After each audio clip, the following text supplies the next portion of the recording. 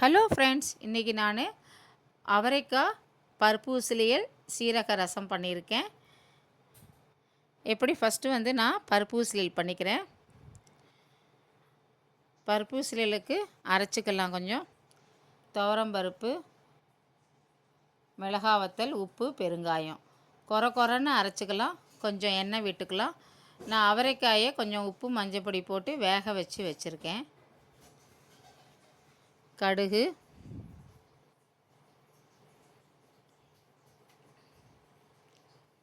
கருவேப்பிலை போட்டுக்கலாம்.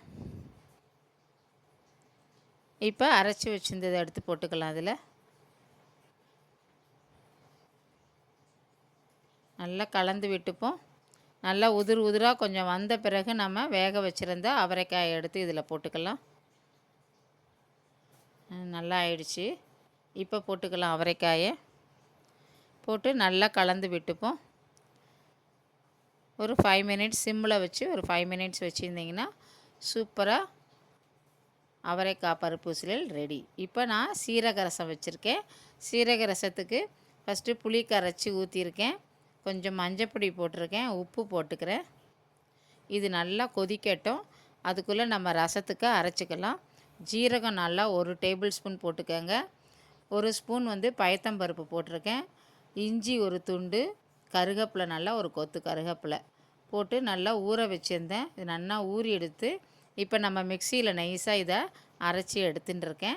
இப்போ ரசம் நல்லா கொதிச்சு எடுத்து இதை மாதிரி செஞ்சிங்கன்னா நல்லா டேஸ்ட்டாக இருக்கும். ஹெல்த்துக்கு ரொம்ப நல்லது.